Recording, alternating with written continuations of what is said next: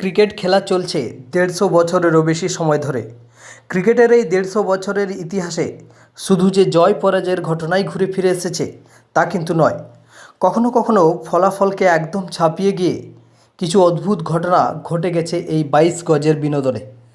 আজ ক্রিকেট মাঠে ঘটে যাওয়া সেরকম কিছু অদ্ভুত ঘটনা জানতে চলেছি আজকের ভিডিও থেকে। তো চলুন ভিডিওটি শুরু করা যাক। সাল ১৯৭৪, ওল্ড ট্রাফোর্ডে ভারত এবং ইংল্যান্ডের মধ্যে জমজমাট টেস্ট চলছে। ক্রিকেটে হেলমেটের ব্যবহার তখনও জনপ্রিয় হয়নি, ফলে হেলমেট ছাড়াই ক্রিজে ব্যাট হাতে ইংলিশ বোলারদের শাসন করছিল কিংবদন্তি ভারতীয় ব্যাটসম্যান সুনীল গাভাস্কার। ব্যাটিং করতে গিয়ে হঠাৎই গাভাস্কার চুল নিয়ে পড়লেন মহাবিপাকে।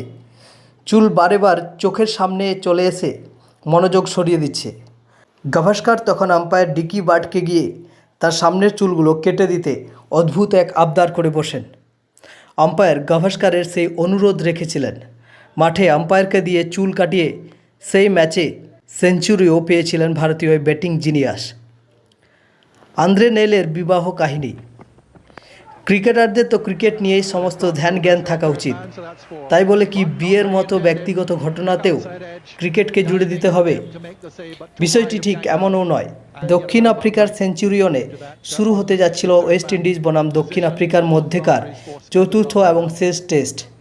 ইতিমধ্যে প্রোটিয়ারা যেহেতু সিরিজ জিতে নিয়েছে, প্রোটিয়া পেসার আন্দ্রে নেইল ভেবেছিলেন সম্ভবত শেষ টেস্টের জন্য দলে তাকে নাও রাখা হতে পারে।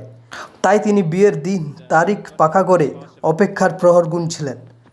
গণ্ডগোলটা তখনই বাঁধল যখন তিনি দেখলেন চতুর্থ টেস্ট খেলতে সাউথ আফ্রিকা স্কোয়াডে তাকে রাখা হয়েছে। দ্রুত হিসেব কষে নেল আরও দেখলেন আসন্ন টেস্টের দ্বিতীয় দিন তার বিয়ের তারিখ পড়েছে। বোর্ড অবশ্য নমনীয়ই ছিল নেলের প্রতি, তার কাছে ম্যাচ অথবা বিয়ে বেছে নেবার অপশন ছিল। তবে ক্রিকেটার তো দুটোই বেছে নিয়েছিলেন নেল। দ্বিতীয় দিনের খেলা শেষ করে হেলিকপ্টার নিয়ে সোজা বিয়ের মঞ্চে গিয়েছিলেন তিনি। বিয়ে শেষ করে ফিরে তৃতীয় দিন ওয়েস্ট ইন্ডিজ ফলো অনে পড়ায় ব্রায়ান লারাকে দুইবার বোল্ড করেছিলেন আন্দ্রে নেইল। নাম্বার 3, বেন স্টোকসের সিগারেট ব্রেক।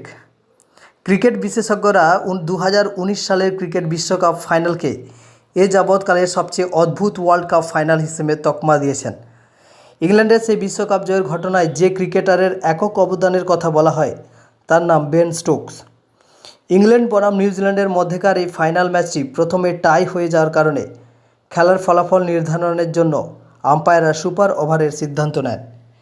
ম্যাচ অবশ্য টাই হবার আগেই নিউজিল্যান্ড বিশ্বকাপ জিতে নিত, কিন্তু ইংল্যান্ডের হয়ে বেন স্টোকস একা লড়াই জারি রেখেছিলেন।